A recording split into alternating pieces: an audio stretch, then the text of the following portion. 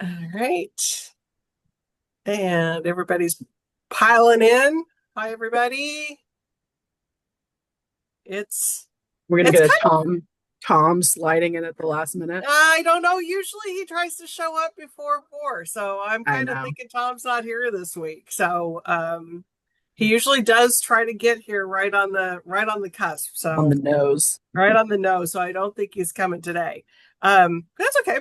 We got the girl show, which is good. We got lots of things that we can talk about. And plus it's kind of strange. It's like it's a holiday week, but it's not. I mean, I feel like usually it's like when the 4th of July falls on a Friday that we like look at that following Monday, but I feel like this whole week feels like a holiday week. I'm coming down to San Diego to see you guys on the second and third. So I'm Okay. not at my desk at all this week. Yeah. So it It just really is feels like like, a vacation. yeah. So it just feels like I think next week's just going to feel like we're because I mean I didn't schedule any events this week because I figured people are going to be kind of like I am, a little bit in the vacation mode. So hello from Solana Beach. We love having you here. Hi Sherry. Um, yeah, and so I've been I don't know if I've talked about this year or not, but I'm on the Golden Poppy fiction panel again this year, which is super fun. Um, so I've been trying to juggle reading books that are for like you guys that are future stuff happening. I'm reading stuff for Golden Poppy, which most of that stuff's already published, and then I'm trying to read stuff that I want to read. So I've got like all kinds of hats I'm wearing. So You want to mention again, in case people don't know what the golden poppies are? sure. So, and then if I'm not saying it right, you can pop in, but pop in on the poppy discussion. So golden poppies are for California. So they are California for the California Bookseller Association came up with, and this was probably we're probably on what like the 7th year of doing golden poppies. I want to say It's been a Ye- while. because I know it Yeah. was pre-pandemic that it started. So, but it's sort of our the California Independent Bookseller Association's awards for the best books that are published in a bunch of different categories. So I'm the chair for the fiction committee this year. Last year I was as well, and James was the winner of that. But we had like I think I showed you all last year what the titles were that were some really great titles that were the finalists. We've got some really great books this year again too. Just like, well, Harriet Tubman live in concert is one that we're considering. Oh, So cool. yeah, so that's one of the fun ones. And I just am reading a book called Other People's Children, which is about teachers. It's a fiction book about like teachers in the private and public schools. So it's really good. So there's some really good books that are being considered. Some that are kind of you know but so basically what it is it's California authors. So either they have to live in California, the book's about California, or they wrote it while they were here. While they wrote it here in California. So there's fiction, nonfiction categories, memoir, uh, mysteries, cookbooks, the Glenn Goldman Award. So there's lots of different categories that they do. But California, for as big as California is, it's about time we had our own awards. We got a lot of writers in There's a California. lot of people who live in California. Speaking of which is James. So, oh, Diane ordered the Great American Retro Road Trip. Yay! Awesome, Diane. Yay! Enjoy. Yeah. And we were just talking. Julia's got a book. I think I might have mentioned it last time or the time before. But it's actually coming out in September, so it's not too far away. Um, keep your eyes out for this one, The Book of Guilt. I'm still thinking about this book. And it's like it's it's dark in a really strange way though. You know what I mean? Yeah. It's one of those where it's just like not just completely, but it's just horrifying. Yeah. But it's like it pulls you in. Right. The way I compared it to was or the book I compared it to was Kazuo Ishiguro's Never Let Me Go Okay. because when you're reading that book and you're like I know something's off, but I'm not sure what. Right. Like I don't know what is off about all of this, but like there is something off. And like Right. to me, the like just like from a craft perspective, not even an entertainment perspective, Right. although it is very entertaining. But from a craft perspective, you're like, how do you do that? How did she Like, do that? Yeah. yeah, It's like make you really, and it's feel one of very those like unsettled the whole time. completely unsettled. I mean, you Yeah, have this sense of dread, but you're like, oh, okay. And but I we're gonna gotta have to keep have going. we're gonna have to have a book club discussion about it, I think, because it's one of those where um the whole premise is, or it's so, and this she doesn't really go into this too much though, but it's Hitler didn't lose the war. I mean, so Nobody it's won. nobody won. So Yeah, nobody won World War II. So it's so what kind of things would happen in the world and what would be considered okay to do yeah, because of that. So it was just like, yeah. all right. Anyways, you can't get it till September. Sorry. But That's we will pretty still be soon. talking about it. It's not as far away as it seems. It seems like time is like flying by. I can't believe it's July tomorrow. So there you go. All right. Without further ado, let's get going. Julia, I think we can set the screen up for you to share if you need it. But if you Yeah. don't, that's okay too. And off you go. Yeah. Um, so because it's a holiday week, we don't have a ton coming out this week of big new anything. So I kind of like did some fun picks, some of which are sort of backlist. This one isn't backlist. This came out earlier in June, but it is the paperback edition of The Unwedding by Ali Condi. This, when it was in hardcover, it was picked by Reese's Book Club.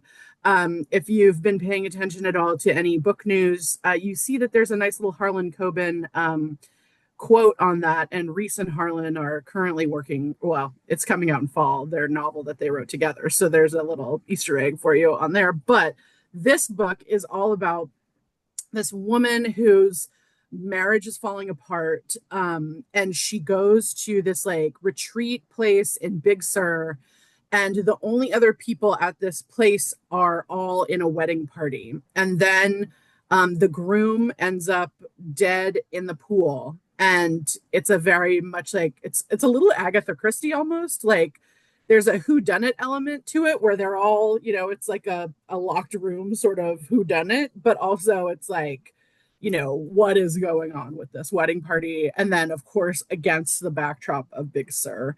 And so there's not a lot of places to run if you need to in Big Sur. And so it's a great novel. Ali Condi is most well known as a YA author, but this was her first adult book, and she has a second adult book coming in winter 2026 from us. So, awesome. So that's soon-ish. Yeah. 6 months, I guess. Yeah, 6 months. 6 months, but it seems like I said, that's going to come sooner than we think too. Yeah.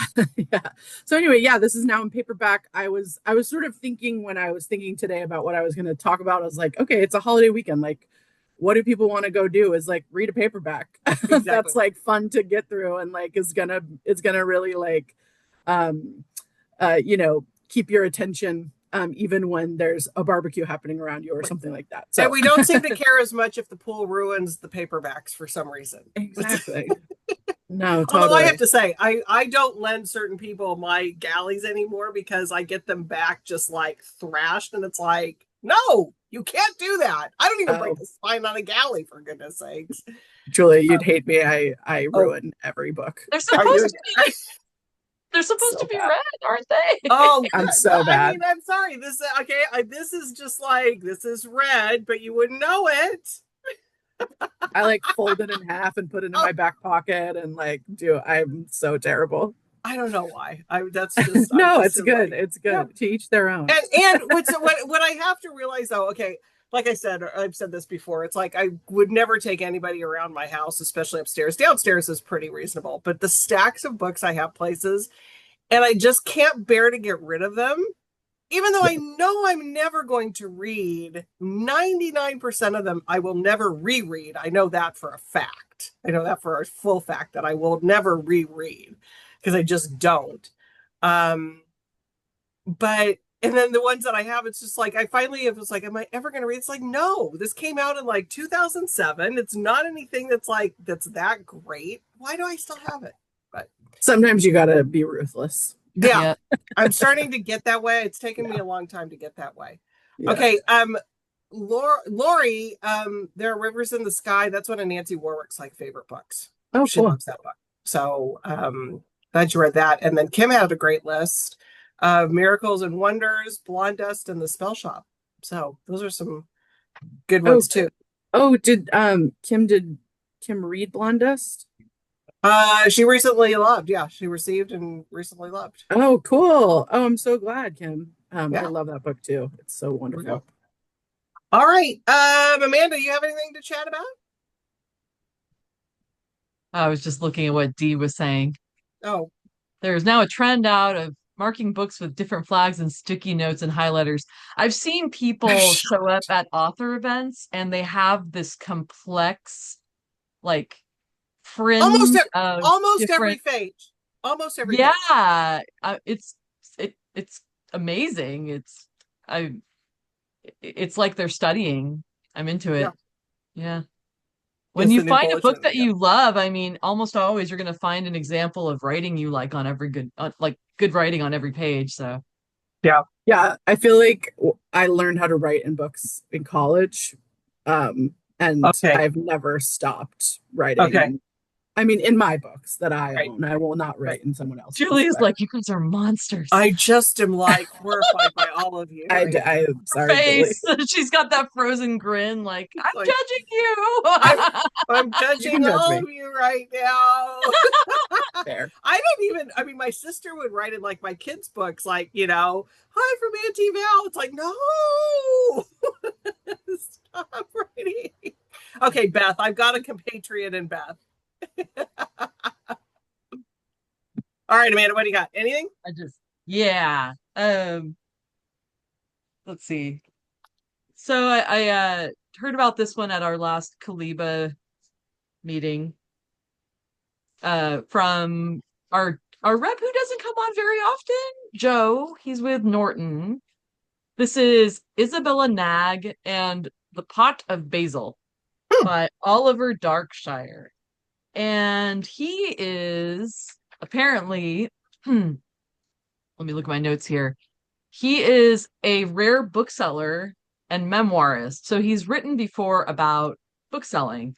But here, this is a retelling of the Decameron, one of the characters from the Decameron. And it's so weird and I love it. It reminds me of when I was young, I used to read a lot of Piers Anthony. If anyone remembers Piers Anthony, very silly fantasy.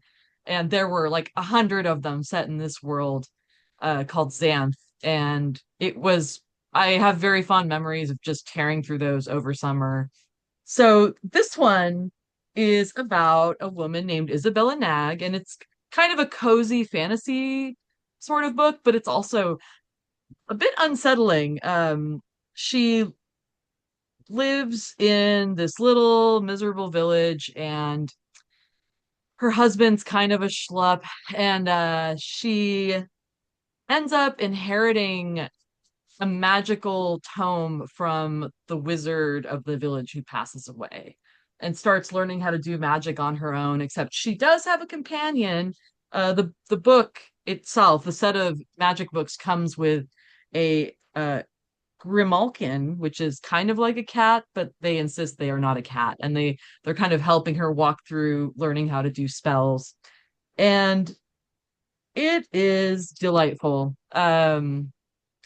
There she it's not too much of a spoiler to say she almost immediately she has a beloved pot of basil that she's kept for years and years and years, and she accidentally gives it the ability to talk. So this pot of basil is a character. And there's this villain character who is running a Ponzi scheme of trying to get all the villagers hooked on goblin fruit. um it's so weird and I love it so much. It's also It's a great you cover. have to like the kind of book that has annotations. So it has footnotes on every page. There's this kind of wise ass uh extra layer of narration happening in the footnotes, which I am usually a fan of. So anyway, if you want a cozy fantasy that's also very unusual and well written and charming and witty, Isabella Nag and the Pot of Basil. Kim's read it already. Oh, what did you think, Kim? She loved it. She said it's adorable. Oh yeah. I love it. And I love it. Better not have anything. Oh, the audiobook. Okay. Oh, cool. Interesting.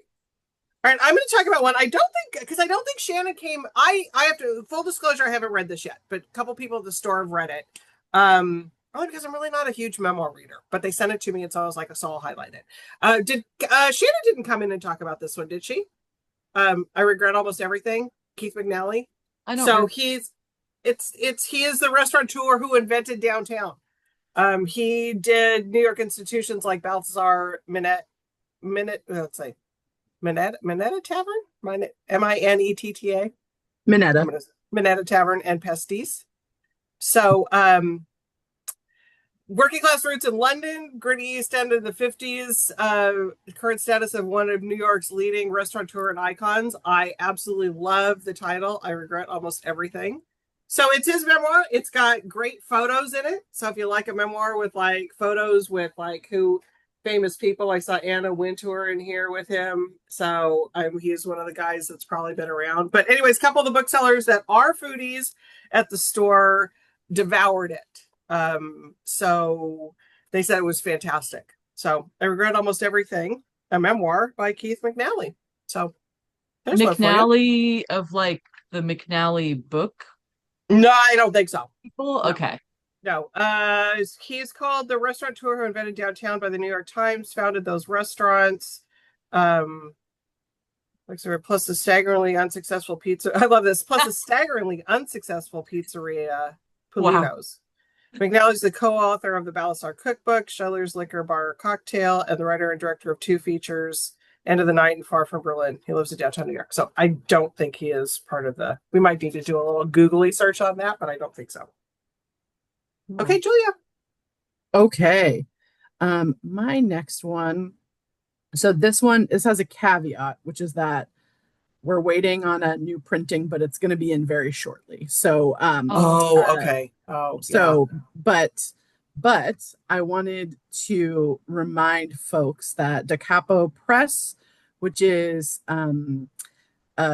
Hachette's music publisher, and one of the best, I would argue, the best music publishers of all time. And I'm not just saying that because I work for Hachette. I'm saying that because I'm a huge Da Capo fan. They published a number of years ago Brian Wilson's memoir. And since we just lost Brian Wilson, like a week and a half ago or so, from the Beach Boys, I thought this one might be interesting for some people to come back to or to visit for the first time.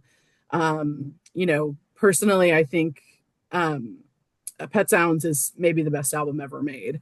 And that was all Brian Wilson and sort of his instrumentation and his producing skills. And I think just reading this book and reading obviously he had lots of struggles in his life and, mental health and all kinds of different things happening, but is also one of the best musicians to ever live. And so I think this is just a great one to visit. And if you're a huge Beach Boys fan, or if you are not, in which case I have some bones to pick. But I think this is just a really great memoir, and I just wanted to bring it up and remember Brian Wilson and talk about what a great guy he was and musician he was. Well, and Kim's talking about another bio that was done by Peter Carlin about it too.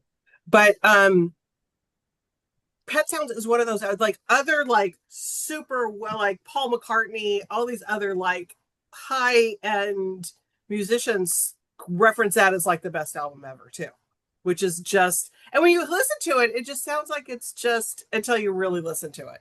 Yeah. You know what I mean? There's like bells in the back. Like Yeah. the way that album is layered is really Right. like mind blowing. And the beauty of it is almost that it seems simple, but it's so not.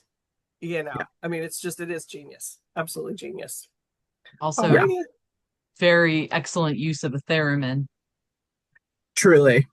And any chance to use a theremin. Julie's like, what? Do you know what a must theremin take. is? I have no idea, but I'm assuming it's some type of instrument. Yeah, it's an instrument. It's an instrument that makes that woo. Oh yeah. Oh, That's in all the old the sci-fi the good movies. vibrations. The good Yeah, and vibrations. it's you play it. You don't touch the instrument. You play like the electrical field essentially around the instrument. And that it's on Good Vibrations, and it kind of brought it into the public eye as like, Let's bring it back. yeah, Yeah. bring back theremin. I love it. Plays a mean rhythm theremin. Love it. You got anything else, Amanda? Yeah. We are going to be hosting this author, and he will be in conversation with one of our booksellers, Christina. Oh, This is Paul Bradley Carr's The Confessions. He's also, I just realized I have a small theme happening. He is also a bookseller. He owns The Best Bookstore. That's the name of the bookstore. The Best Bookstore in Palm Springs. I was gonna say, I feel like I've just been emailing this person, and yeah, he's great. It's also the only bookstore in Palm Springs, I'm pretty sure, so it's the best bookstore. He is lovely, and this is a novel. And it's eerily applicable to things happening today, I feel like. So in this world, there's a supercomputer AI that this isn't a spoiler, becomes sentient and realizes how people have been misusing its power to do evil in the world. And so all of a sudden, people start receiving these letters telling them these things that have been going on, like, and encouraging people to confess. And it turns the world upside down. The world has also become very reliant on these AI supercomputers. And so society just starts kind of breaking down as well. And so the CEO of the company that runs this specific computer, this AI, is trying to rectify things, while also having her life fall apart from confessions that she's received in the mail. And it's really well written. I'm not a huge mystery thriller reader, and I thoroughly enjoyed this and tore right through it. So he will be at Warwick's on, let's see, August sometime. Tuesday, August 5th, Right. in conversation with Christina Gertman. It's The Confessions by Paul Bradley Carr. There is a blurb on this. Sorry, I want to find the blurb real quick because it is a pretty serious blurb. It says, let's see.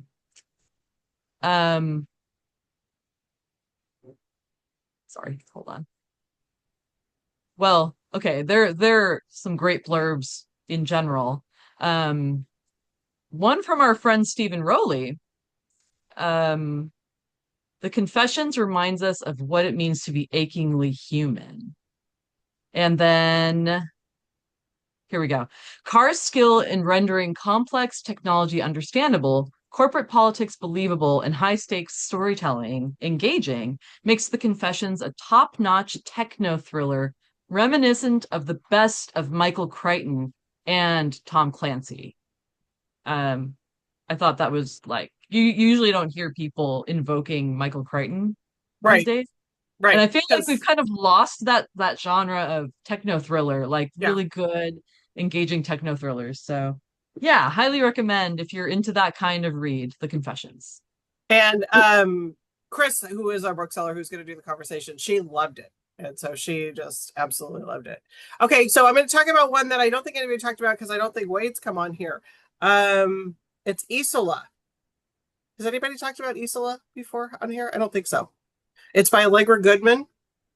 Um, if you want, it was, to me, it was very reminiscent of Vaster Wild, sort of ish. So it takes place in, I believe it's like the 1500s, 1600s, something like that. A, a young woman and her lover were marooned on an island, but it's really more about, she was from an aristocratic family who her parents died, and her guardian or whoever ended up absconding with all her money. But he was the one that took her on this voyage to New France, which was Canada. Um, and so it's got like this adventure kind of story to it, but it's also got all of this intrigue and this palace intrigue, and it was really good. I mean, if you liked, one of the things that I have a hard time with some historical fiction is when they put women in situations that they do things that probably a woman wouldn't be able to do in that time period, and that just usually zaps me out of a story. But this one, for me at least, it stayed true to, all of the things that were done to her and that she, couldn't get out of because she was a woman, and the things that happened. I thought it was fantastic. It's a good, 350, 400-page epic kind of adventure, sort of a little bit of an adventure story. So Isola, by Allegra Goodman. So there you go. Okay, Julia. Right. One thing also to know about Paul Carr is that he used to work in tech. So I'm guessing that's why the tech is so good, because he does understand it. Okay, but before you go, Lori, Lori, how many bad things can happen to one woman? I think she really was a real person in history. So I think some of these things like really did happen to, yeah, there are lots of bad things that happen, and you get kind of very frustrated, but I thought it was a good read. Okay, so since I'm doing an extra one, I thought I would, since you mentioned the Golden Poppies and I was looking for a fourth book to talk about, I thought I would talk about First Gen by Alejandro Campoverde. And this is a memoir. Alejandro Campoverde worked for the Obama administration, and is a first generation immigrant. She was, grew up on welfare, sort of in a pretty poor situation, and sort of lived the American dream in a lot of ways, worked hard, went to college, and ended up in the Obama administration. And this is a beautiful memoir. She's a Mexican American woman. She grew up in Los Angeles. I feel like with things that are going on right now, this is really pertinent about like what it is to be a first generation immigrant, what it feels like. One of my best friends read this like without me really even knowing. He just like picked it up and read it, and then talked to me, was like, I just read this book that I loved so much. And then he told me, I was like, I sell that book. That's my book. Yeah. But it's a gorgeous book. It's really, I just think, like I said, just so pertinent, so timely right now. It's out in paperback. I have the hardcover here, but it is out in paperback. And it did win a Golden Poppy last year. So for a memoir. So I thought that would be a good one to talk about. Great one to highlight, because Yeah. I know it didn't get high. Yeah, perfect. Yeah. Love it. And very timely. All right, you have a lightning round, Amanda? Yeah, one that came out in paperback at the beginning of this month. I was thinking about it yesterday because I went to a gathering at the park, and someone was talking about how much they hated Greek mythology because of the way that women are treated. Like something bad will happen, and the gods will blame a woman for causing it, and they get shanked, or it's just usually not good for women. But I said, but wait, we're living in this age of great mythological retellings, especially from a feminist angle. So like I urge you to look back. And then I thought about this book that just came out in paperback at the beginning of this month. The Palace of Eros by Caro de Robertis. I think we've talked about this author before. Julia has. I think Oh, she's got it right right next to you. Oh, Wow. Yeah, I loved this book. So it's the tale of Cupid and Psyche, Eros and Psyche. And it's lovely. There's a quote from Electric Literature. It's a literary gift to see gender expansiveness depicted in an ancient myth with such grace and ease, which is absolutely true of this book. It explores gender and like love and how we fall in love, and it's so like effortless and lovely to read, and a beautiful love story. R.O. Kwon, who wrote The Incendiaries, who we hosted at the store long ago for that book, and it was such a great event, says you should prepare to be astonished by this bold and subversive feminist and queer retelling of the Greek myth. Good for fans of Circe and Black Sun. So if you want a cool Greek retelling, it's out in paperback, so you can take it to the pool and drop it in the pool and not feel bad unless you're Julie. That's Palace of Eros. Exactly. Don't drop those things in the pool. Even when I sit in the pool and read, I'm very, very careful. Okay. Caro Robertis wrote under another name, Carolina de Robertis, a book called Perla years ago. And so I'm going to quickly talk about that because in light of it's not it's not a feel-good book by any means. It is in a certain way in what people are doing, but it's about the Argentinian disappeared. And in light of what's going on with some of the immigration things that we have going on, she tells it through the eyes of the ghosts who were disappeared. It's really, really good. Really good. So I think it's still in print, but it's called Perla. By Carolina de Robertis. And somebody's on here reading S.A. Cosby's. No, for S.A. Cosby fans. Oh, for their fans. Okay. Yeah. Kim's got a recommendation. I think Mick Hardin. Didn't Andrea talk about those? Somebody did. Yeah. Yeah, somebody talked about the Mick Hardin. And Dawn also had a good mystery recommendation earlier, Murder at the Breakers. Oh. We love our mysteries for this time of year. Yeah, this is the best time of year for the mystery. For mysteries. All right. Wrap us up, Julia. I'll also put in my 2 cents that Cantorus by at that time they were going by Carolina de Robertis is, I think, one of my favorite books of all time. So she's really they are absolutely a phenomenal writer. They are able to just, evoke emotions that are just, the writing is just amazing. So lots of things to go back to. Okay.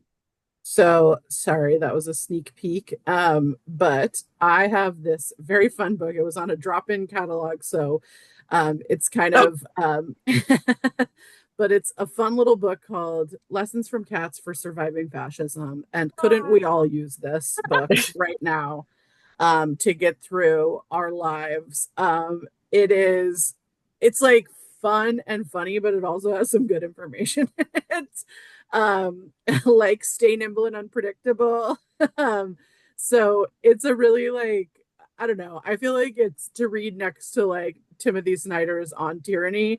Okay. So that you can have a little bit of levity when you are reading about these things. It's listen, Knock Things Over Strategically is some great tips for how to deal with fascism.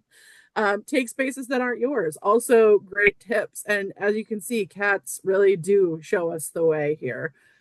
So this is an utter delight. Like I said, it's a little hardcover paper overboard, $13 hardcover paper overboard. So I think absolutely something to pick up and have a nice little fun time with. So that's my lightning round. I love it because your other one that was, what was the Little Frog book?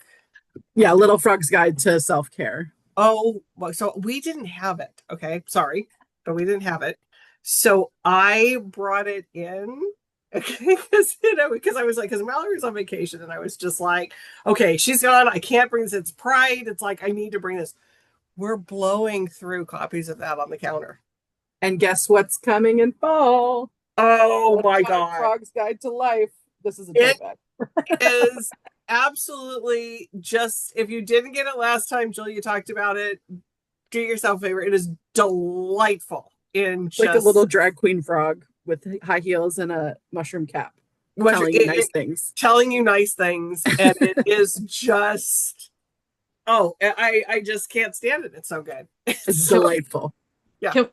Can I just take a moment to admire how, Julia, you just have all these things at at your fingertips? Are they just I up live in your a small sleeves? apartment and I really try hard to organize, Yeah, but you didn't even they have all to. are really right here. But you didn't know we were going to talk about Yeah, Carol no, we didn't plan this. You didn't know we were going to talk about Little Frog. Yeah. Speaking of, well, it was sort of like the other day when I pulled out, I don't know, old filth or something from like the shelf. It's like, how did I find that, for goodness sakes? Yeah, Well, it's amazing what we get. As you both know, when you have a lot of books and bookshelves, you usually know where the thing is. You do. You Yeah. kind of do. It's a Yeah. it's a very strange thing in our head. Yeah, the never ending bookshelf. It's just like that bag that you just keep. I know. Well, Hachette just keeps sending me things. I love it. The little frog toad's pretty cute though. That's a pretty cute I'll bring you one. Yeah, that's a pretty cute thing, but I love it. And it was because so I felt so bad because usually I don't do that with Mallory. It's like we stay in our lanes with stuff. It's like I'm the events person, she's the buyer, but she was on vacation. I didn't want to bug her, and so I was telling one of the booksellers. I said, okay, if they don't sell, I'm buying them. Okay, I just but I think we need this on the I think we need this on the counter. But like, oh my goodness, I mean, like, there are stores in the country that have sold like 2,000 copies of that. Yeah, it's something else. I mean, people go crazy over it. It's like, so, I mean, it is adorable and it like does make you feel good. It does. I mean, you can open up to any page. Any page, you feel good. Yeah. All right, well, that was some fun stuff to talk about for the summer. Yeah. June. Oh my God, we're in the second half of the year already tomorrow. Crazy. Wild. I know. Wild. Yeah. No events this week, but next week we've got some things going on. So if you're not already signed up on our newsletter, please do that. Because you get this recap every Tuesday when you do that. So that's always a good thing too. So with that, everybody have a safe 4th of July and call your senators. Bye. Also, get your pets microchipped. Yeah, for Friday. Yeah. Or get them a Thundercoat. Bye. Bye, everybody. Thanks all.